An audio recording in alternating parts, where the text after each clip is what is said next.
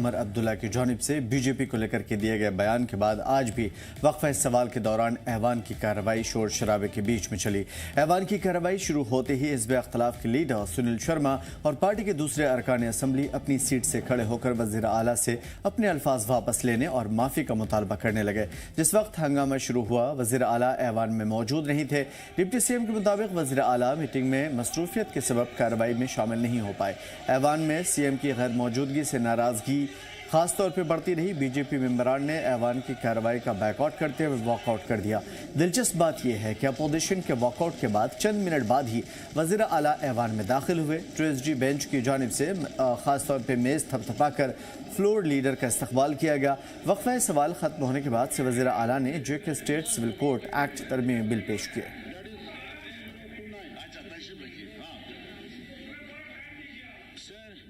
Disciplined manner में हमारे honourable MLA पूरा कोऑपरेट कर रहे हैं। हाउस को चलाना जिम्मेदारी रूलिंग पार्टी की है, सरकार की है।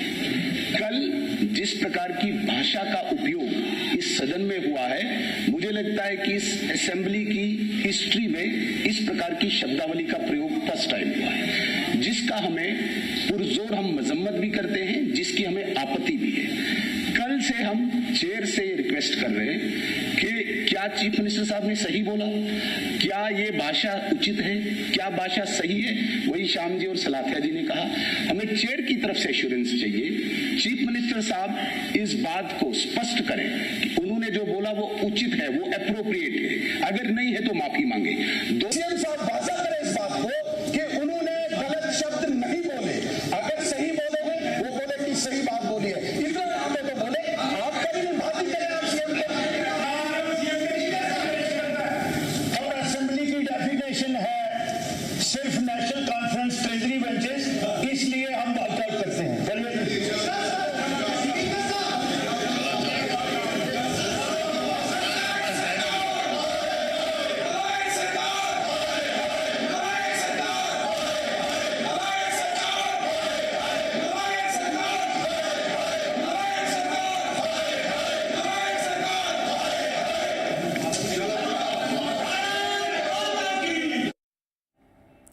दरअसल मामला ये था कि उमर साहब ने एलओपी के हवाले से ऐसे बयान दिए जो गैर पार्लिमानी बताए जा रहे हैं। तकरीबन आधे घंटे के बाद बीजेपी मेंबरान दोबारा ऐवान में दाखिल हुए थे वॉकआउट करने के बाद, लेकिन एलओपी और फ्लोर लीडर का एक बार भी सामना नहीं हो पाया। हालांकि तब तक अपोजिशन का रुख नरम पड़ चुका था। बीजेपी के श्यामलाल शर्मा ने कहा कि हम माफ़ी का नहीं बल्कि मुतनाज़ा बयान की वजाहत चाहते हैं। पार्टी ये फैसला मुख्यमंत्री उमर अब्दुल्ला की विवेक पर छोड़ती है कि आया वो अपने लफ्ज़ को पार्लिमानी या गैर पार्लिमानी मानते हैं या नहीं। बीजेपी मेंबरान अपनी मांग पर अड़े हुए थे। उनका कहना था कि चेयर की तरफ से वज़ीर आला को ऐवान में आने और अपने मुतनाज़ा बयान वापस लेने की हिदायत दी जाए। इस दौरान स्पीकर और श्यामलाल शर्मा की बातचीत भी जारी रही। स्पीकर की वजाहत पर बीजेपी लीडर ने वाज़ेह किया कि उनका वॉकआउट ऐवान से सीएम की गैर मौजूदगी को लेकर था।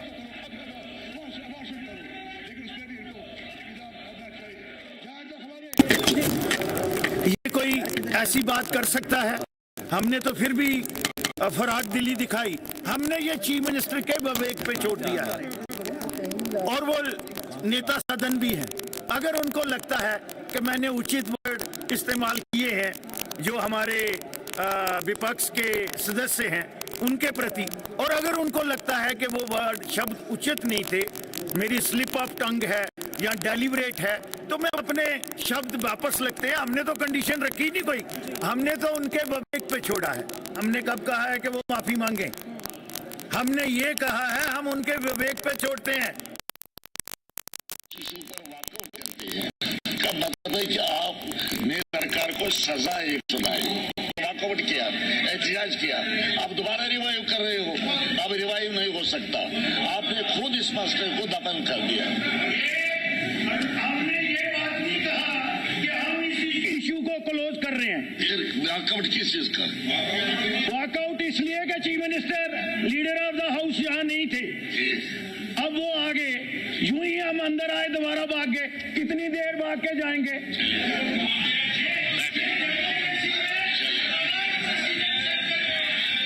उसका मतलब है कि आप फिर वॉकआउट करेंगे, फिर वॉकआउट करना चाहते हैं। अच्छा चलिए, हाँ। आपको किसने बताया? Please take please.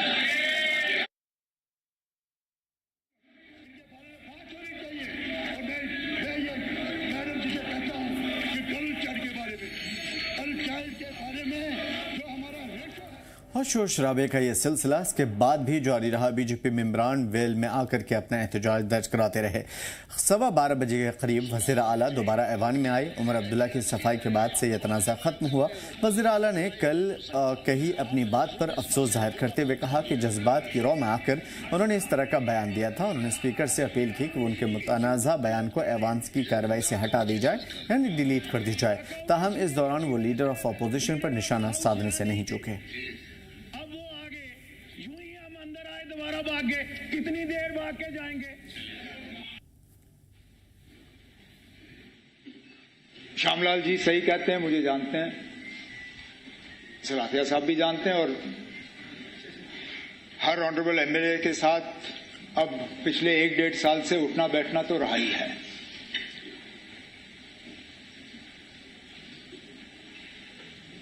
अगर इन्होंने मुझे कल उस वक्त बोलने दिया होता, मैं खुद अपनी बात को विड्रॉ कर लेता। मैंने उस वक्त आपसे कहा था मुझे 1 मिनट दे दीजिए, मैं इसको क्लियर कर दूंगा। लेकिन इनके फील्ड कमांडर जो हैं वो राजी नहीं थे। स्पीकर साहब, धाक देनी चाहिए ऐसी फौज को। जनरल मैदान छोड़ के चले गए, लेकिन फौज जो है मोर्चा छोड़ के गई नहीं, बैठे रहे। अब मैं सुनता रहा। अब 2 मिनट आप सुन लीजिए। ऐसे बहादुर फौज को मैदान में इस तरह इनके कमांडर छोड़ के जाएं, मैं नहीं छोड़ूंगा। अब रही बात खामोश, आप खामोश। यहां पे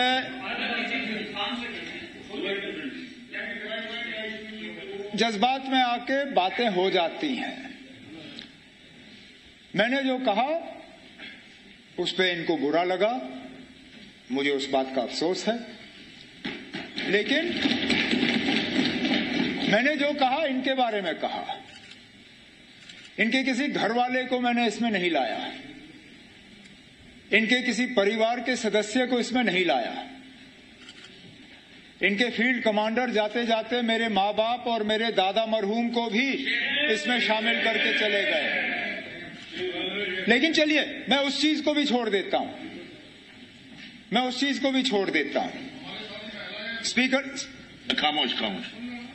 स्पीकर साहब, मुझे जितनी फिक्र अपने एमएलओ की है उतनी फिक्र मुझे इनकी भी है। मैं जब कहता हूं मैं जम्मू कश्मीर के लोगों का चुना हुआ मुख्यमंत्री हूं, वजीर आला हूं, तो मैं यहां के भी वोटरों का हूं तो वहां के भी वोटरों का हूं। आज सुबह इनके सारे सवाल रह गए।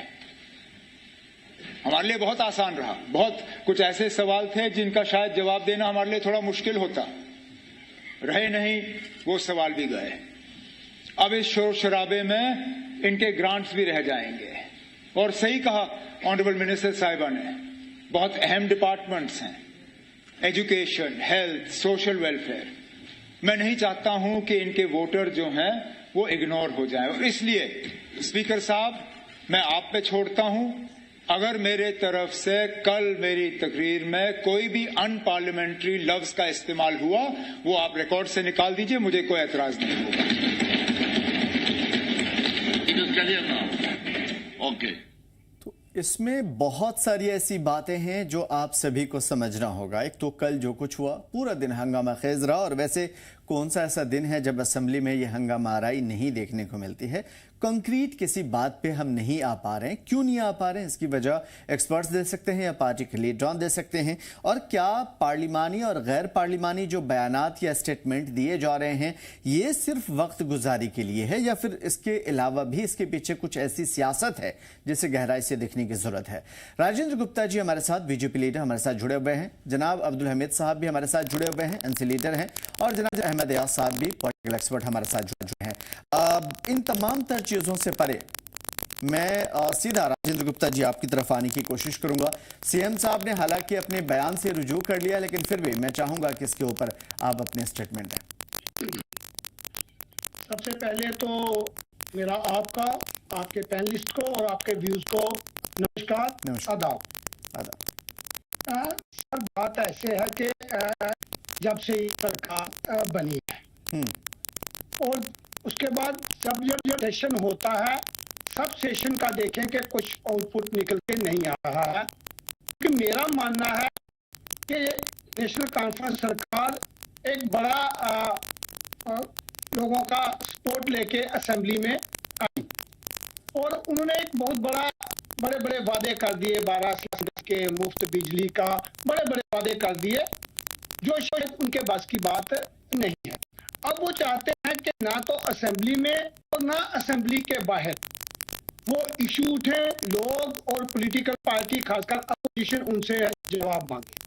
मैं कहूँगा अपोजिशन क्या कि अपने घर से उनको जवाब देना मुश्किल हो रहा है। जो रहुल्ला साहब वगैरह टाइम टू टाइम ऑब्जेक्शन बनाते हैं, इसलिए उन्होंने दो जो मिनिस्टर हैं जम्मू खिते के, एक श्रीमान सतीश शर्मा जी, एक डिप्टी सीएम सुरेंद्र चौधरी साहब, उनको रखा हुआ है कि आप कोई ना कोई डेली ऐसा बयान दें ताकि लोग, प्रेस और आम जनता जो है उसी में उलझी रहे, जो असली मुद्दे हैं उनकी तरफ ना आया जाए। मैं कह रहा था कि बाहर तक तो ठीक था, कहीं कल से हम देख रहे हैं कि कहीं ना कहीं सतीश शर्मा जी कैबिनेट मिनिस्टर हैं, कैसे कल असेंबली में उन्होंने सब रिश्तों को तार किया। मैं कहता हूं कैसे कल हमारे सुरेंद्र चौधरी जी क्या वर्ड यूज कर रहे थे कि चल तू बाहर आ, मैं देखता हूं, तेरी औकात मैं जानता हूं। ये वर्ड असेंबली के अंदर यूज हो रहे हैं। मैं कहूंगा छोटे मियाँ तो छोटे मियाँ, बड़े मियाँ सुभान अल्लाह। अब आ जाते हैं हम उमर अब्दुल्ला जी, जो हाउस के लीडर हैं, वो ना तो नेशनल कॉन्फ्रेंस के लीडर हैं ना नेशनल कॉन्फ्रेंस के वो चीफ मिनिस्टर हैं। वो जम्मू कश्मीर के चुने हुए चीफ मिनिस्टर हैं, चाहे जम्मू हो चाहे कश्मीर हो। जैसे आज आपने वाशिंगटन में उन्होंने कहा कि मैं सबका चीफ मिनिस्टर हूँ। मैं कहता हूँ कि जिनकी 3 पीढ़ी, दादाजी, उनके पिताजी और खुद पॉलिटिकल फैमिली से आते हैं और इस जम्मू कश्मीर में एक खासा टाइम उन्होंने राज किया है, उनके मुंह से ये वर्ड निकलना नहीं, ये तंग नहीं था। जैसे उनके चेहरे पे मुस्कान थी, मैं वो देख रहा था असेंबली की कार्रवाई, वो बड़े इत्मीनान से कह रहे थे कि गृह मंत्री जी ने इनको जूते मारे। कोई स्लिप ऑफ टंग नहीं था भाई साहब, स्लिप ऑफ टंग एक अलग चीज होती है। मैं कहता हूँ जब उनको आसान रास्ता मिल गया, पहले उनके पास बहाना होता था 370, 353 राय शुमार, अब वो चीजें खत्म हो गई। अब बात लोग करते हैं 12 सिलेंडर की, अब बात लोग करते हैं 200 यूनिट बिजली की, अब बात लोग करते हैं 20 राशन की, अब बात लोग करते हैं पेंशन की, अब बात लोग करते हैं रोड और सड़क की। वो दे नहीं पा रहे। आसान तरीका ये ढूंढा है कि गाली गलौज करो और सेशन है वो पूरे का पूरा वॉश आउट हो जाए। मैं कहूँगा आज भी जो उन्होंने अपनी बात को कहीं पर रिवाइज नहीं किया, उन्होंने कहा कि मैं स्पीकर में छोड़ता हूँ कि अगर कोई अनपार्लियामेंट्री लफ्ज यूज हुआ तो उसको कार्रवाई से निकाल दूं। ये कहीं नहीं है कि उनका स्लिप ऑफ टंग था, कि जानबूझ के छोड़ा हुआ एक तीर था। पहले सतीश शर्मा जी ने छोड़ा, फिर सुरेंद्र चौधरी जी ने छोड़ा, अब उन्होंने छोड़ा कि ये पूरे का पूरा कंट्रोवर्सी यूं ही बन पाए और आवाम के मसाइल से लोगों की नजर हट जाए। ठीक है, मैं लोगों के मसले हैं वो ना उठ पाए। ठीक है, मैं गुप्ता साहब की तरफ आता हूँ, बिल्कुल एनसी से जवाब लेता हूँ। मलिक साहब, ये जो कोटेशन है बड़े मियाँ तो बड़े मियाँ, छोटे मियाँ सुभान अल्लाह, जिस तरीके से गुप्ता जी ने कहा, मैं चाहूंगा कि एलिब्रेट जरूर करें इस चीज को, क्योंकि बहुत सारी ऐसी चीजें हैं जो अब सामने में आ चुकी है।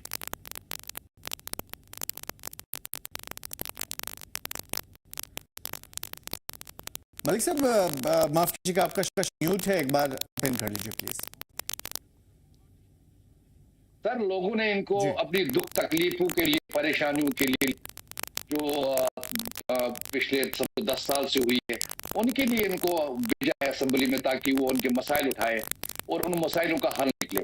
मगर जो मेरे पैनलिस्ट भी कह रहे थे बीजेपी से, तो मैं उनकी बातों का भी सम्मान करता हूँ, मगर दूसरी बात वो समझ दे कि उन्होंने जब देखा होगा सारा, तो इनको खुद ही पता चला होगा कि कौन जातियां कर रहे हैं, कौन ताना कस रहे हैं, कौन चेहरे पर ताना कस रहे हैं, कौन असेंबली को चलने नहीं दे रहे हैं। तो ये सब इनको पता है, क्योंकि बीजेपी जब से पिछला सेशन भी ऐसे गया, तो जो पहला सेशन था हुकूमत के बाद, उसमें भी हंगामा रही उन्होंने की, क्योंकि इनको पता है इनसे क्वेश्चन पूछे जाएंगे, क्योंकि इनको 10 साल का हिसाब देना पड़ेगा। इनसे पूछा जाएगा कि इन्होंने 10 साल में क्या किया, क्योंकि जो खोखले स्लोगन इन्होंने 5 अगस्त के बाद दिए कि नौकरियां मिलेंगी, परेशानियां दूर होंगी, वो होगा, ये होगा, सब कुछ होगा, मगर परेशानियां इतनी बढ़ गई है कि बेरोजगारी या चाहे और कुछ भी हो, चाहे महंगाई हो, इतनी बड़ी है कि लोग बिल्कुल ज्यादा परेशान हो गए हैं। तो ये चाहते हैं कि असेंबली न चले, हमें जवाब न देना पड़े, तो उनसे सवाल न पूछे। जो हायर अथॉरिटी दिल्ली में चला रही है, उनसे सवाल न पूछा जाए इस असेंबली के थ्रू। तो सबसे बड़ी बात मुझे बता दीजिए कि जम्मू कश्मीर, अभी ये भाई साहब बोल रहे जम्मू कश्मीर एक ही स्टेट है, सच बात है। और चीफ मिनिस्टर जम्मू कश्मीर के लोगों के हैं, मगर इनका हक नहीं बनता था जब कश्मीरी बच्चों को पीटा गया था, जब साल वालों को मारा गया था, जब उनको तंग किया जाता है, जब वो कारोबार करने जाते हैं, उनकी पिटाई होती है। एक बार मुझे बोलिए कि एक बीजेपी वाले ने, एक बीजेपी के लीडर ने, एक एमएलए ने, एक बड़े लीडर ने उस पर बात की होगी? नहीं की है, क्योंकि इनका काम है या सिर्फ लड़ाई झगड़े उठाना, हिंदू मुस्लिम करना।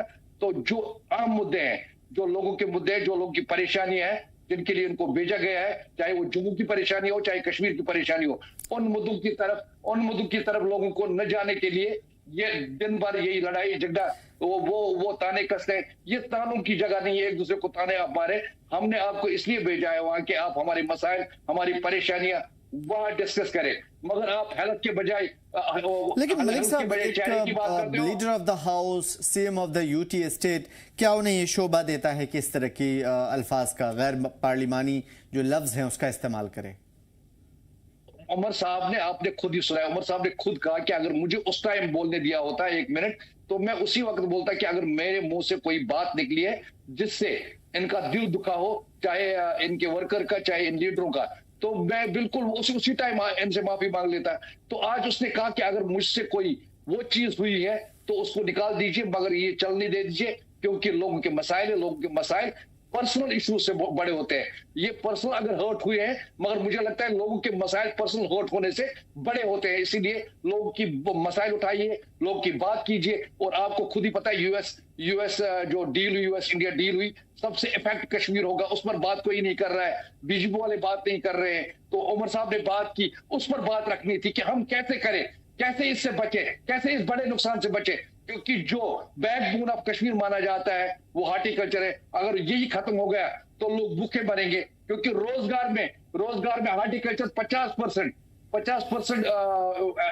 खुद ही पैदा करता है। 50% के लोग हार्टिकल्चर के थ्रू खुद ही रोजगार पैदा करते हैं। तो उस पर एक आंच आई है, तो उसको बात करने की जरूरत थी, वहां वो डिस्कस करने की जरूरत थी। मगर बजाय उन डिस्कशनों के, जो बड़े डिस्कशन है, उनको छोड़ के कि चेहरे की बात, मैं तुम्हें देखूंगा, मैं वो करूंगा, तो गुंडे नीचे बैठो, तुम गुंडागर्दी करते हो, ये जैसी बातें अच्छी नहीं लगती, ये ठीक बात नहीं है। ये कभी जम्मू कश्मीर के असेंबली में नहीं हुआ, ये इस वक्त हुआ जब से बीजेपी के 29 एमएलए आए, तब से यही हंगामा होता है। किसी जगह वो नजर नहीं है, कोई काम। मुझे बोलिए कि जम्मू की बात मैं करूं, 29 एमएलए ने यहाँ जो सड़कों का हाल है, यहाँ जो बिल्डिंगों का हाल है, जो पुल गिरे, जरा एक एमएलए ने मुझे बता दीजिए इस असेंबली में उन चीजों की बात की है। ये जम्मू के लोगों को धोखा देते हैं, ये जम्मू के लोगों को सिर्फ ये कहते हैं कि जो हिंदू मुस्लिम में उलझे रहो और इन लड़ाई झगड़े में उलझे रहो। ठीक है, ये एक बड़ा पॉइंट है कि बीजेपी के होने की वजह से नफरत भी बढ़ती जा रही है। इसका जवाब ठीक है गुप्ता जी देंगे, लेकिन अहमद अयाज साहब, मैं आपकी तरफ आने की कोशिश करूंगा। सबसे पहले तो इस तरह की टिप्पणी पर जो असेंबली के अंदर हो रही है, हालांकि इससे पहले की मिसालें भी मुझे याद है और मैं तमाम दोनों साथियों से भी पूछूंगा, लेकिन मैं आपसे समझने की कोशिश करूंगा, क्या एक लीडर ऑफ द हाउस को ये शोभा देता है? अहमद यासब, पहली बात, जो भी कोई एमएलए बनता है, जो भी कोई नुमाइंदा बनता है, वो सोसाइटी में एक खास अहमियत रखता है, सोच और अपनी सलाहियत के लिहाज से, क्योंकि एक आम इंसान रिप्रेजेंटेटिव नहीं बनता, ना उसको वो सोच होता है। तो इसका मतलब है ये जो क्लास होता है, ये जो कैटेगरी होती है, ये कदरे डिफरेंट होते हैं सोच के लिहाज से और सलाहियतों के लिहाज से, और इसीलिए शायद कुछ लोगों को इलेक्ट किया जाता है और उनसे यही तवक्का किया जाता है कि वो लोगों की नुमाइंदा करे, लोगों के मामला देखे और अच्छा सोचे और अच्छा करे। लेकिन जब हम ये देखते हैं कि असेंबली में जाकर बजाय कि जो इनसे तवक्कात की जाती हैं, जो उनको कॉन्स्टिट्यूशनल जिम्मेदारियां हैं, जो उनकी आईनी जिम्मेदारियां हैं, लोगों के तय जिम्मेदारियां हैं या अपने खित्ते की जिम्मेदारियां हैं, वो इस असेंबली को एक बहुत बड़े ऐवान को अखाड़ा समझते हैं। और जब ये इस असेंबली को, ऐसे असेंबली को जिससे इतने सारे तवक्कात हैं कि कानून बनाए जा रहे हैं वहां पे, लोगों के रियासत के फ्यूचर की बात और मुकद्दर संवारने की बात की जाए, और वहीं अगर एक दूसरे के खिलाफ दशनामबाजी, इल्जाम तराशियां, और वो भी जब लीडर ऑफ द हाउस, जिसकी एक अथॉरिटी होती है, जो एक खास माना जाता है और सबसे बड़ा माना जाता है, स्पीकर एक साइड और दूसरी साइड से अपोजिशन, जो लीडर ऑफ द हाउस जो होता है सबसे बड़ा माना जाता है बाय चीफ मिनिस्टर।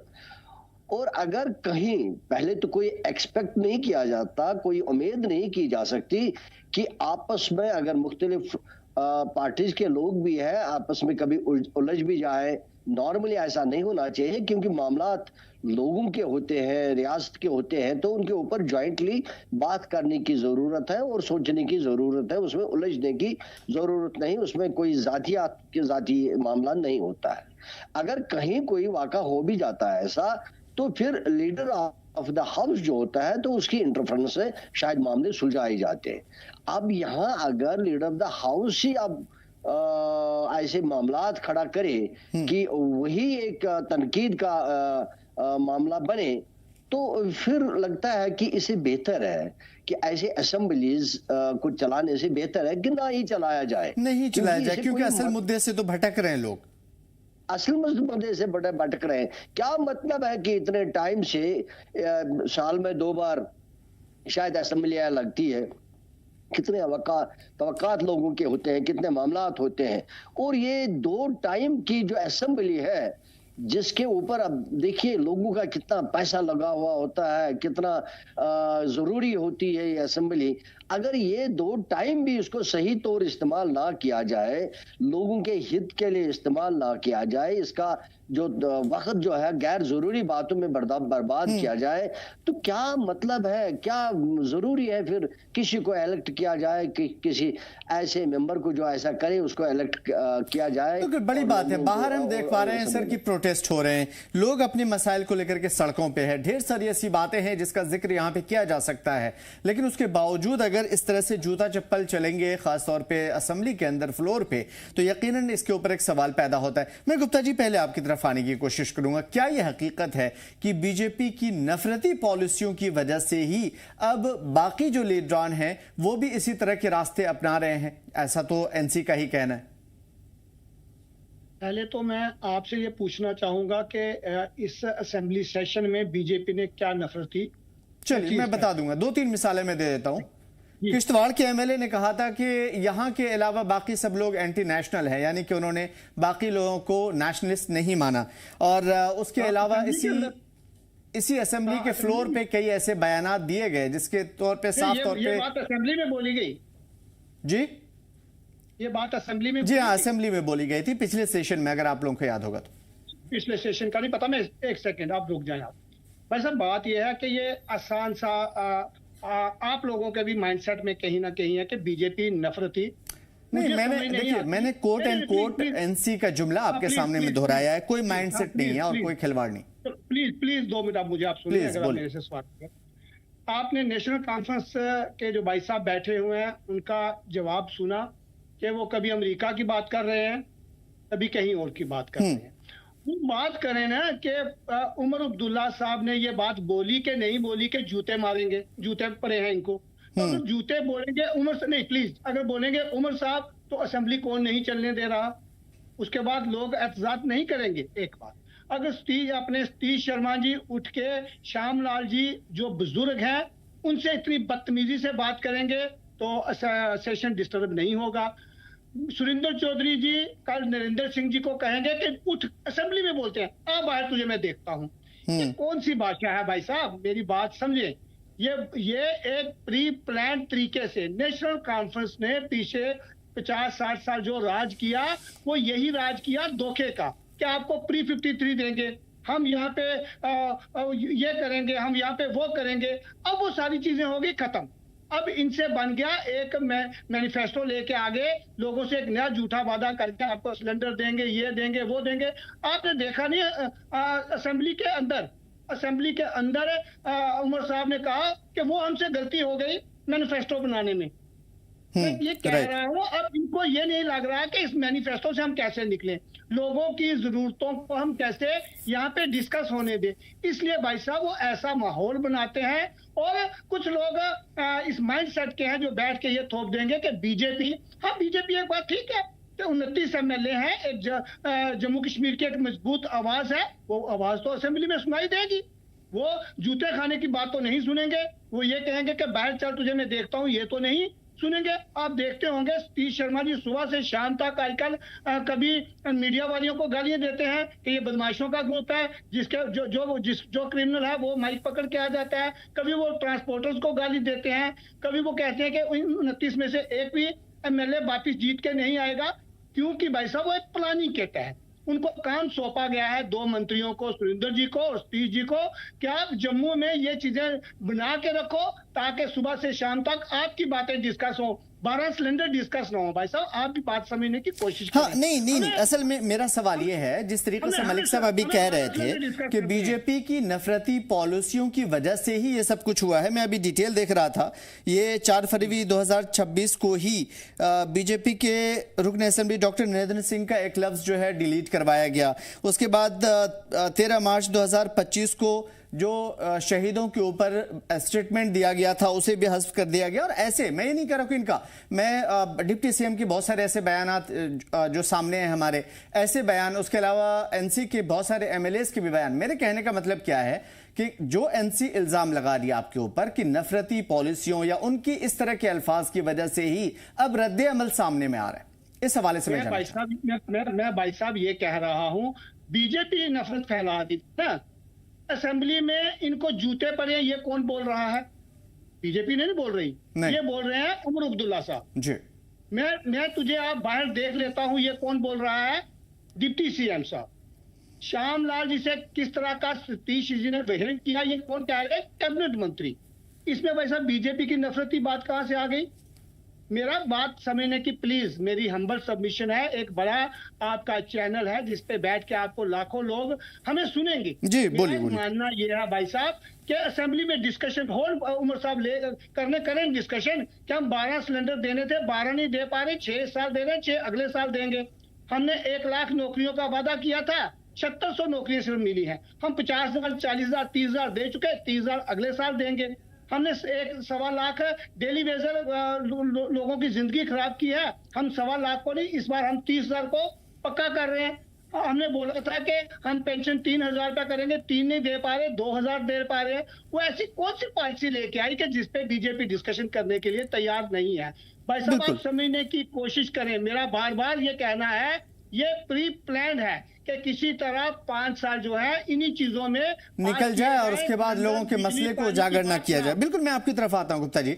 मलिक साहब, एक बड़ा सवाल तो, कंसर्न तो पैदा होता है कि आखिर ऐसा क्या है जिसकी वजह से उमर साहब जूता चप्पल की बात कर रहे हैं, आवाम के जो मुद्दे हैं जिसकी बीजेपी खुद जिक्र कर रही है और एज ए अपोजिशन वो आवाज को, कंसर्न को उठाना चाहती है आवाम के, लेकिन उसके बावजूद इस तरह की चीजें होती है जिससे माहौल भी खराब होता है और वक्त भी गुजर जाता है।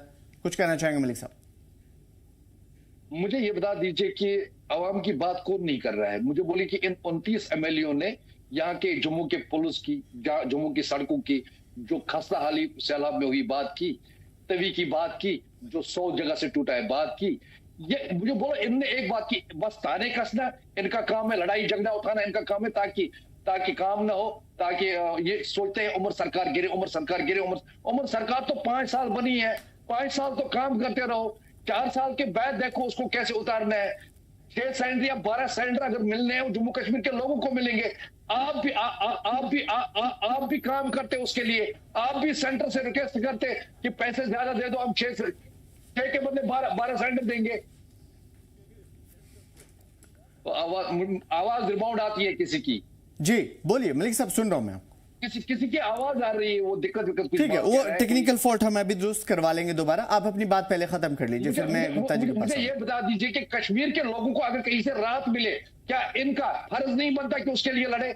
क्या अगर सिलेंडर मिलते, अगर बिजली फ्री मिलती जैसे दिल्ली में मिलती थी, जैसे पंजाब में मिल रही है, क्या वो कश्मीर के लोगों को ही मिलती, जम्मू कश्मीर के लोगों को मिलती? अगर यहाँ स्टेट देखिए, अमित शाह साहब बीजेपी पार्टी के बड़े लीडर हैं, चेहरा हैं, होम मिनिस्टर हैं, लेकिन होम मिनिस्टर सबके हैं, आपके भी हैं, हमारे भी हैं, गुप्ता जी के भी हैं। सवाल यह है कि पार्टी के वो लीडर भी हैं, अगर वो अपनी पार्टी के नीचे के जो लीडर हैं, स्टेट के जो लीडर हैं, अगर उसको डांटते हैं, डपटते हैं, इवन मत चल लीजिए जूता मारते हैं, ये उनका अंदरूनी मामला है, तो फिर एक लीडर ऑफ द हाउस को ये क्या हक बनता है कि वो जाकर के इन चीजों को ऐसे तरीके से बोले जिससे लोगों को लगे कि ये मजाक उड़ा रहे हैं? आपको नहीं लगता कि ये ऑफेंसिव है? मैं ऑफेंसिव, आपने बात की ऑफेंसिव की, मगर उमर साहब ने खुद तो माना अगर मैंने ऑफेंसिव बात की है उसको डिलीट किया जाए। उसने माना। तो बीजेपी ये कह रही है कि ऐसी चीजों में टाइम क्यों वेस्ट कर रहे हैं? आप उन चीजों में आइए जो कंक्रीट हो, लोगों के मसले हल करे।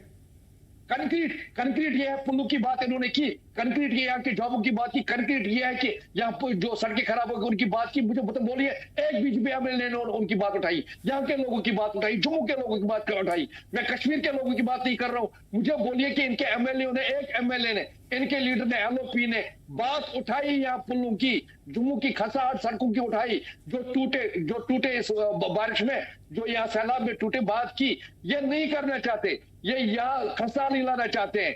इन्होंने इसीलिए दरबार मुंह बंद किया था ताकि यहाँ की तिजारत न फले फूले। इन्होंने तबाही की थी, इन्होंने इसीलिए टोल प्लाजे वो लगाए जो सड़कें ठीक ही नहीं है, टोल फिर भी देना पड़ता है। इन्होंने मीटर्ड किया, यहाँ सख्ती इन्होंने लाई, लोगों को परेशान इन्होंने किया, नौकरियों का वादा इन्होंने किया था। इन्होंने कहा कि तेल सस्ता होगा, पेट्रोल सस्ता होगा, डीजल सस्ता होगा, नहीं हुआ। इन्होंने क्या कहा था कि गरीबों के मकान बनाएंगे सबके, तो बने।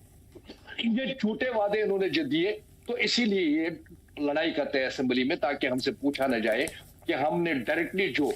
लेकिन असल में मसला क्या है मलिक साहब, देखिए हुकूमत अभी आपकी है, पुरानी जो मामलात हैं उसका हिसाब किताब तो आवाम मांग ही रही है, लेकिन अपनी हुकूमत से भी जो डेमोक्रेटिक प्रोसेस से चुन करके सरकार आई है उससे हिसाब चाहती है। और बजट जो पेश हुआ है दरअसल उस मुद्दे को कहीं न कहीं भटकता हुआ लोग महसूस करें। अहमद यार साहब, एक खास सवाल जो मैं आपसे समझना चाहूंगा इस चीज को, क्या ये सही है या सच्चाई है, या फिर एक बस समझिए कि सियासी जुमला कि बीजेपी या फिर इस जैसी तमाम तर जमातों की वजह से, या फिर हम दूसरे लफ्जों में कहें कि राइट विंग और लेफ्ट विंग, ये दोनों जो बयानबाजी कर रही है कि नफरती एजेंडे फला ने शुरू किया, फला पार्टी ने शुरू किया, जिसका रद्द-ए-अमल इस तरह का सामने में आ रहा है, ये सारी चीजें जो उमर साहब कर रहे हैं, या उससे पहले डिप्टी सीएम ने किया था, या इससे पहले भी बीजेपी के कई सारे लीडरों के बयान हैं, यौम शोहदा के हवाले से मुझे याद है, परिहार साहब का बयान किश्तवाड़ वाले पे मुझे याद है, ऐसे बहुत सारे ऐसे स्टेटमेंट है। क्या माने हैं इसके, और इसका आउटपुट क्या वाकई वही है कि मुद्दे से भटकाओ, टाइम गुजारो, वगैरह वगैरह? ये देखिए, वो तो उसका रिफ्लेक्शन मैं उसी बात पर आने वाला था जब बात चल रही थी। उसका रिफ्लेक्शन हमको क्लियर असेंबली में दिख रही है। आजकल जो हो रहा है उसका बिल्कुल रिफ्लेक्शन वही दिख रहा है असेंबली में भी, कि लोगों के मसाइल के बजाय उन पर बात की जाए, एक भटकाव जैसी सिचुएशन बनाई जा रही है ताकि वक्त को जाया किया जाए। वहाँ जहाँ हम उमर साहब को एक बड़ा संजीदा इंसान समझते हैं, बहुत शरीफ शख्स समझते हैं, वो इन चीज़ों पर शायद आज तक हमने नहीं देखा कि कभी वो ऐसी बातें करते हैं। हमने पहले भी देखा कि जब वो असेंबली में चीफ मिनिस्टर बात किए हैं, कभी शायद कोई छोटा सा मसला भी उनके सामने आया तो वो रिजाइन करने के लिए तैयार हो चुके थे। कहते कि नहीं, अगर लोग मुझे ऐसा महसूस करते हैं तो मैं इस कुर्सी के लायक नहीं हूँ। मुझे याद है कि एक वाक़ा हुआ उनके चीफ मिनिस्टर के दौरान। तो वो एक उस लिहाज से उनकी एक अलग छवि है। जी। लेकिन अब चूंकि इस टाइम जो हालात सामने आ रहे हैं वो यही बता रहे हैं कि गवर्नमेंट का फेल्योर है, गवर्नमेंट कुछ कर पा नहीं रही है, लोगों के मामले पड़े हुए हैं, उनके अपने जो वादे किए गए हैं वो थ्रू नहीं हो रहे हैं, और शायद एक्सपेक्ट करते होंगे वो लोग कि हमसे सवालात पूछे जाएंगे असेंबली में, क्योंकि इस असेंबली को अवॉइड भी नहीं कर सकते, वो भी तो करना ही करना है। बजट सेशन है, बाकी मामला सवालात है, तो उस पर बहस होनी है, तो ये सवालात आने के इम्कानात है। तो लग रहा है कि वो शायद जानबूझ के, ये नहीं कि एक हो गया कि कोई बात गलती से हो जाए, लग रहा है कि वो जानबूझ के ये कर रहे हैं ताकि वक्त इसमें घुसाया जाए, ताकि उनको कटघरे में खड़ा ना किया जाए, क्योंकि उनके पास जवाबात भी नहीं है। बहुत सारे मामला ऐसे हो भी गए हैं, लोगों के मामला भी इल्तिवा में है और कुछ इश्यूज होंगे, जैसे उनके डिफीटेड एमएलए को एडवाइजर बनाना, फिर उनको मंत्री बनाना, या ऐसे में और भी इश्यूज जो हुए, या कभी माता वैष्णो देवी की यूनिवर्सिटी बंद होगी, स्कूल बंद, कॉलेज बंद हो गया। बहुत बड़ी बात है कि मेरिट के बुनियाद पर वो बच्चों को वहाँ सिलेक्शन हो चुका था, और ये नहीं कि यूनिवर्सिटी सिलेक्शन के बाद बनी, कॉलेज पहले ही रिकॉग्नाइज्ड था, इसीलिए उसमें एडमिशन भी हुआ उस कॉलेज में बच्चों को। और बहस से चीफ मिनिस्टर उनको इंश्योर करना चाहिए था कि उन बच्चों को वहाँ एडमिशन हो जाए, और उल्टा उन्होंने दूसरे दिन बयान दे दिया कि भाई नहीं जी, वहाँ बच्चों को वहाँ से निकाला जाए और यूनिवर्सिटी को बंद किया जाए, स्कूल को बंद किया जाए, और वही हुआ भी। अब ये छोटे मामले दिख नहीं रहे हैं। कश्मीर से बाहर लोगों को मारा जा रहा है, पीटा जा रहा है, बेशक उनकी वहाँ रसाई नहीं है, उनका कंट्रोल में नहीं है, ये भी मानेंगे, वैष्णो देवी यूनिवर्सिटी उनके कंट्रोल में नहीं, लेकिन उनके कंट्रोल में ये तो है कि वो लोगों ने उनको एक नुमाइंदा मुकर्रर किया गया है, और कॉन्स्टिट्यूशनली एक्सेप्टेबिलिटी है इस चीज की। राइट, ठीक है। तो उसके उस चीज को लेकर वो कहीं भी कोई भी मामला लोगों की तरफ से उठा सकते हैं, लोगों को प्रोटेक्ट कर सकते हैं, लोगों की वेलफेयर की बात कर सकते हैं। तो मुझे लगता है, और अपोजिशन भी यहाँ फेल हो रही है, अपोजिशन भी यहाँ पे फेल हो रही है। ठीक है, मैं इस चीज को इस तरीके से मैं वापस आऊंगा आपके पास इस सवाल के साथ। राजेंद्र गुप्ता जी, ये सेम सवाल है आपसे कि क्या वाकई बीजेपी जानबूझ करके अपोजिशन में रहते हुए स्ट्रांग अपोजिशन का किरदार अदा नहीं कर रही है? दूसरा, बीजेपी तरक्की के तमाम तर चीज़ों से भाग रही है। अभी जिस तरीके से मलिक साहब कह रहे थे कि जब जब मुसीबत पड़ी स्टेट को, जब जब ज़रूरत पड़ी सभी लोगों की, तो बीजेपी खुद ही अपने लोगों से दूर रही। उन्होंने फ्लड लाइक सिचुएशन की बात की, ओवरऑल डेवलपमेंट की बात की। कुछ कहना चाहेंगे इसके ऊपर आप? भाई साहब, मुझे इस डिबेट पे एक बात समझ नहीं आ रही। जो हमारे नेशनल कॉन्फ्रेंस के रिप्रेजेंटेटिव बैठे हैं, हाँ, लगभग पिछले आधा पौना घंटा से हम डिस्कशन कर रहे हैं जी। वो मैं बात कर रहा हूँ 12 सिलेंडर की, वो जवाब दें, वो बात करें ना कि भाई साहब 6 दे दिए, 6 रह गए, 6 साथ दे देंगे। वो कह रहे हैं कि जम्मू के एमएलए जम्मू की बात नहीं कर रहे, लोग उनको वोट नहीं देंगे। आप बात करें ना, मैं बात कर रहा हूँ आपके जो आप झूठ का पुलिंदा लेके आए और आपने सरकार बना ली, आपने सरकार बना ली झूठ बोल के, उस पे बात ना हम करें। अपोजिशन का काम नहीं है उसका सवाल और जवाब पूछना कि भाई साहब आपने वादा किया था लोगों को 12 सिलेंडर फ्री देंगे, तो क्यों नहीं दे रहे? आपने वादा किया था 200 यूनिट बिजली फ्री देंगे, क्यों नहीं देंगे? आपने 25 वादे किए थे, 25 में बताओ 1 पूरा किया, 2 पूरा किया, 1.5 साल हो गया। हम नहीं पूछेंगे, हम पूछेंगे तो हम असेंबली नहीं चलने दे रहे। असेंबली भाई साहब चलाना सरकार का काम है, और सरकार कह रही है कि आपको जूते पड़े हैं। सरकार कह रही है कि आप असेंबली से बाहर आओ तो मैं देखता हूं। सरकार श्याम लाल जैसे सीनियर एमएलए की कपड़े उतार रही है। सरकार नहीं चाह रही कि किसी इशू पे बात हो। किसी इशू पे बात हो भाई नहीं साहब। तो गुप्ता जी अभी जैसे अहमद यार साहब कह रहे थे कि बिल्कुल गलत बात है, इस तरह से नहीं करना चाहिए और वो मुद्दे से भाग रहे हैं, साफ तौर पे उन्होंने कहा। लेकिन उन्होंने ये भी कहा कि अपोजिशन का जो अपना किरदार है वो भी अदा करे तो शायद सरकार को घेरा जा सकता है। भाई साहब अपोजिशन ने अपना किरदार किया, सारे के सारे एमएलओ ने राजौरी पुंछ जब सिंदूर 2 हुआ पूरे के पूरे लोगों ने वहां की टूरिंग करके सारी रिपोर्ट जो है सेंटर को सबमिट करके उन सब लोगों को वहां के एरिया को दिलवाने की कोशिश की। आज जब ये फ्लड आया फिर टूर करके फ्लड की रिपोर्ट सबमिट करने की 1486 करोड़ रुपए मिले। मुझे ये भाई साहब बताएं ना, जम्मू में फ्लड आया, स्टेट को जो जम्मू कश्मीर की सरकार है इसने लोगों को क्या राहत दी, इसने लोगों को क्या राहत दी? ऑपरेशन सिंदूर हुआ, इतने गोले, इतनी बमबारी पड़ी, ये हमारी जम्मू कश्मीर यूटी सरकार ने उन लोगों को क्या दिया? मैं कह रहा हूं भाई साहब कुछ नहीं दिया।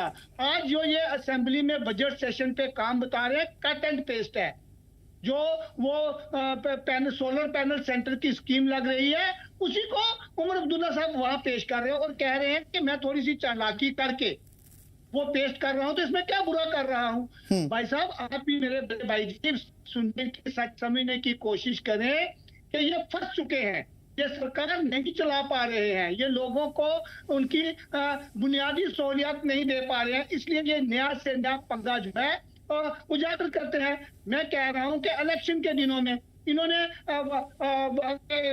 नेशनल यूनिवर्सिटी का अनाउंस कर दिया कश्मीर में, उनकी आग लगी थी भाई साहब। मैं कहता हूं कि नेशनल यूनिवर्सिटी राजौरी पुंछ खिते को क्यों न दी जाए? क्या दिया आज तक उमर सरकार ने? राजौरी पुंछ खिते को 7 एमएलए जीत के आए हैं, 8 में से 7 MLA national conference of Congress के जीत के आए हैं। वहां पे ट्राई हो रही है कि नेशनल लॉ यूनिवर्सिटी दी जाए। तो मैं कह रहा हूं उस पर डिस्कस करो ना, उस पर हम किसी बात पे डिस्कस करने के लिए तैयार नहीं है। आज आप देखेंगे सुबह से शाम तक चाहे असेंबली हो, नहीं तो ठीक है, अगर नेशनल कॉन्फ्रेंस ने अगर ये कहा है, ठीक है जो आप कह रहे हैं, और आप राजौरी पुंछ की बात करें, जहां तक हमें याद आता है कि इसी असेंबली के अंदर बात हुई थी एनएलयू को पीर पंजाल में कायम करने की, और राजौरी और पुंछ का जो खित्ता है वो भी पीर पंजाल में ही आता है। मान लीजिए कि इस पीर पंजाल रीजन के अंदर नेशनल लॉ यूनिवर्सिटी की बात होती है, तो क्या बीजेपी राजी होगी, इर्रिस्पेक्टिवली कि ये भी बयान सामने आया था कि कौन सा पीर पंजाल वगैरह वगैरह, तो क्या बीजेपी राजी होगी? बीजेपी 101% राजी है। बीजेपी के आप स्टेटमेंट पढ़े ना, बीजेपी ने कहा है कि जम्मू रीजन में कश्मीर में बने। हम ये थोड़ी कह रहे कि कश्मीर में ना बने, हम नहीं कह रहे, हमारी बातों को गलत कोट ना किया जाए। हम कह रहे हैं कश्मीर में एक छोड़ के 2 बनवाएं, हमें जम्मू रीजन में दे। जम्मू रीजन में आप राजौरी दें, पुंछ दें, किसी को कोई एतराज नहीं है। राजौरी पुंछ में है क्या? आप भाई साहब बात समझने की कोशिश करें। आप यहाँ से हमारे पड़ोस में हिमाचल है, आप कहेंगे कि हिमाचल में से शिमला को आप डेवलप करेंगे तो पूरा हिमाचल तरक्की कर जाएगा, ऐसा नहीं होगा। इसी तरह एक श्रीनगर और एक जम्मू, 2 शहरों को डेवलप करने से जम्मू कश्मीर जो है वो डेवलप नहीं हो जाएगा।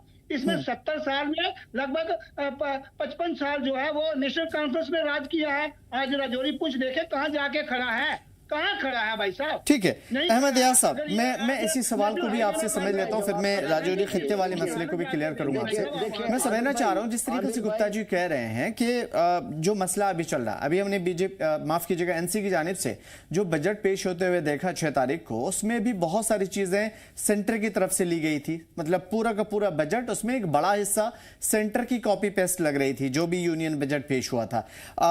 इन्होंने ये कहा कि कोई ऐसा विजन नहीं है और जो इन्होंने सपने दिखाए थे उसे पूरा करने में न सिर्फ ये विफल रहे हैं बल्कि पूरा कर ही नहीं पा रहे।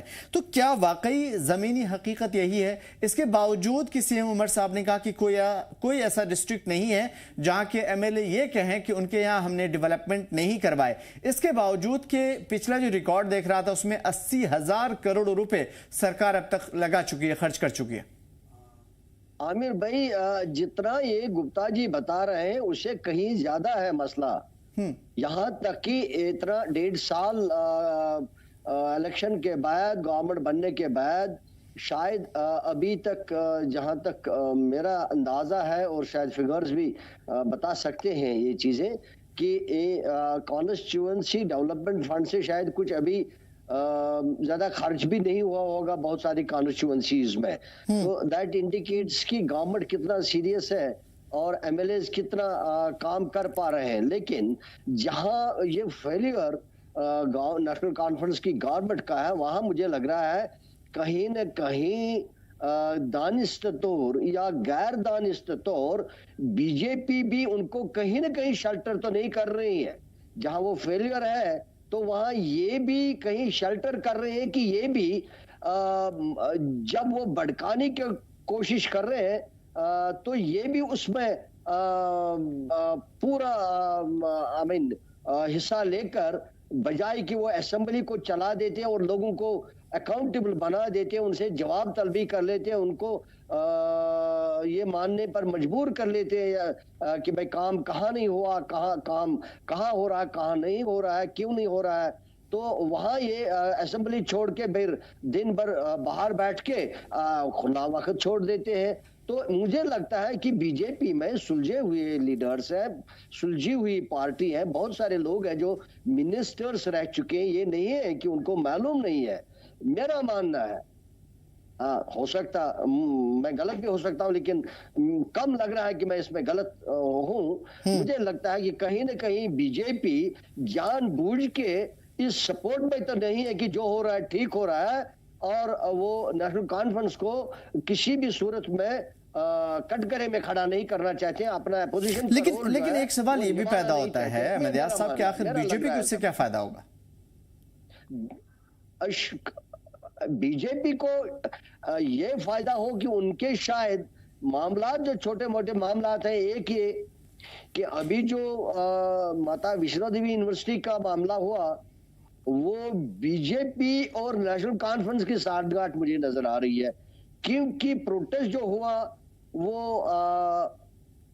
इनके हित में नहीं था। वो प्रोटेस्ट जो था वो बीजेपी के लिए थ्रू करना जरूरी था, वो उन्होंने थ्रू उमर अब्दुल्ला के वसातत से कराया। इससे पहले राज्यसभा मेंबर का जो एक उनका मेंबर बन गया, वो भी शायद नेशनल कॉन्फ्रेंस के सपोर्ट से ही बन गया। और तीसरा मुझे लग रहा है, और एक मैं बात कह रहा हूं कि जो उमर अब्दुल्ला सरकार जो ये बता रहे हैं कि जो कश्मीरियों को बाहर मारा जा रहा है, उनको बाहर नहीं जाना चाहिए, हमको इंटरनल रिसोर्सेज क्रिएट करना चाहिए। और उसके साथ साथ बजट के दौरान उन्होंने ये कहा कि इंडस्ट्रीज को चाहिए लोकल आदमियों को रिक्रूट करे। वो बिल्कुल नामुमकिन सी बात है और नावाजिब सी बात है। चलिए मैं इसका जवाब ले लेता हूं, हालांकि बहुत ही इंटरेस्टिंग बात है ये चीज। गुप्ता जी, क्या ये सच्चाई है कि बीजेपी शेल्टर कर रही है एनसी को? कहीं न कहीं इसी के बहाने कहीं बाहर से कोई इन्वेस्टमेंट कराने की कोशिश तो नहीं की जा रही। चलिए मैं इस चीज को भी क्लियर करता हूं। हालांकि इसकी बड़ी मिसाल है जो आपने कही है, क्योंकि अभी बिल्कुल आपस में कोई कंप्रोमाइज तो नहीं है, ऐसा लग रहा है। बिल्कुल, अभी सेंटर की तरफ से SSSK वाला जो फंड है, इन्वेस्टमेंट की बात कर रहा हूं मैं, वो भी एक बड़ी मिसाल हो सकती है। लेकिन खैर गुप्ता जी बेहतर तरीके से हमें एनलाइट कर पाएंगे। गुप्ता जी। भाई साहब, दो बातें हैं जो मेरे सीनियर दोस्त बैठे हैं उन्होंने कही हैं कि कहीं ना कहीं हम नेशनल कॉन्फ्रेंस को शेल्टर कर रहे हैं। भाई साहब, हम यहाँ पे 29 MLA जीत के जम्मू रीजन को में एक पूरी मिकदार में हम MLA जीत के, ठीक है, हमारी बदकिस्मती है कि हम कश्मीर में काम कर रहे हैं, हम वहाँ अपने MLA जिताने में कामयाब नहीं हो पा रहे हैं। इसलिए हमारे यहाँ पे मेन जो कंपटीटर है नेशनल कॉन्फ्रेंस है, उसके साथ कोई गठजोड़ का या उसको शेल्टर देने का सवाल ही पैदा नहीं होता, उससे हमें कोई फायदा नहीं है। अगर कहीं हो भी तो उमर साहब बड़ी असेंबली में ये ना कहें कि इनको जूते पड़े। ऐसा आप बात समझने की कोशिश करें, ऐसा कुछ नहीं होता। ये ठीक है, अपने अपने ख्याली पुलाव हैं, बनाते चले और पकाते चले और खिलाते चले। नहीं तो PDP को भी शेल्टर किया था आपने इससे पहले, कुछ ये ख्याली पुलाव नहीं हो तो बिरयानी जरूर हो सकती। मेरा मानना है कि हमने किसी को शेल्टर नहीं किया था। तब हम इस हैसियत में नहीं थे कि हम यहाँ पे अकेले सरकार बनाते। हम ना PDP इस हैसियत में थी कि अकेले सरकार बनाती, ना नेशनल कॉन्फ्रेंस हैसियत में थी कि अकेले सरकार बनाती। हमारे पास दो रास्ते थे, या तो हम मिलजुल के सरकार बनाते, या नेशनल कॉन्फ्रेंस और PDP बनाते, या नेशनल कॉन्फ्रेंस बीजेपी बनाती, या बीजेपी और PDP बनाती, या दोबारा इलेक्शन में जाते। दोबारा इलेक्शन में जाना तो कोई मतलब नहीं रहता, तो तीनों को में से किसी दो पार्टियों को मिलजुल के सरकार बनानी थी। पीडीपी एनसी के साथ जाने के लिए तैयार नहीं थी, एनसी पीडीपी के लिए जाने के लिए तैयार नहीं थी। नेशनल कॉन्फ्रेंस बीजेपी के साथ सरकार बनाने के लिए तैयार थी और पीडीपी भी बीजेपी के साथ सरकार बनाने के लिए तैयार थी। हमने कहीं ना कहीं मुफ्ती साहब बड़े मैच्योर लीडर थे, उनके साथ काम करने की कोशिश की। बदकिस्मती रही जम्मू कश्मीर की कि वो बड़ी जल्दी वफात पा गए और वो सरकार जो है बीच में आके रुक गई। उसके बाद महबूबा जी ने उसको बिल्कुल गलत ट्रैक पे ले गई, जिससे बीजेपी ने अपने पांव जो है वो पीछे कर दिए। इसलिए इसका मतलब ये नहीं है कि हम कहीं पीडीपी को शेल्टर कर रहे हैं या एनसी को शेल्टर कर रहे हैं। हमारी अपनी शर्तें हैं, हमारी अपनी आइडियोलॉजी है। भारतीय जनता पार्टी कोई जम्मू कश्मीर की पार्टी नहीं है। पीडीपी और नेशनल कॉन्फ्रेंस जम्मू कश्मीर की पार्टी है। इनको 40 एमएलए देखने हैं, उनको 5-6 एमएलए देखने हैं। हमारे पास भाई साहब 1600 एमएलए हैं। हम पूरे देश की पार्टी है। लगभग 20 स्टेटों में भारतीय जनता पार्टी की हुकूमत है। इस तीसरे टेन्योर में हम पूरे भारत की सरकार जो है बड़े अच्छे ढंग से चला रहे हैं। इसलिए हमें यहाँ नेशनल कॉन्फ्रेंस या पीडीपी को शेल्टर करने की जरूरत नहीं है। चलिए, हो सकता है, लेकिन कंसर्न है, सवाल है और लोगों के माइंड में एक चीज जरूर है, कुछ तो है जिसकी पर्दादारी है, चाहे वो अपोजिशन की जानिब से या सरकार की जानिब से। लेकिन इतना जरूर है कि हर एक के मन में एक ही सवाल बरकरार है कि आखिर लोगों से किए गए वादे कौन पूरा करेगा, कैसे पूरा करेगा, रिस्पॉन्सिबल कौन है और इन तमाम तर चीज़ों के लिए आखिर किसे कटघरे में खड़ा किया जाए। बहुत शुक्रिया राजेंद्र गुप्ता जी हमारे साथ बातचीत करने के लिए, जनाब अब्दुल हमीद मलिक साहब बेहतरीन बातचीत करने के लिए, और अहमद याद साहब बहुत सारी चीज़ें हमारे सामने में रखने के लिए और चीज़ों को खोलने के लिए। फिलहाल आप सभी का बहुत बहुत शुक्रिया।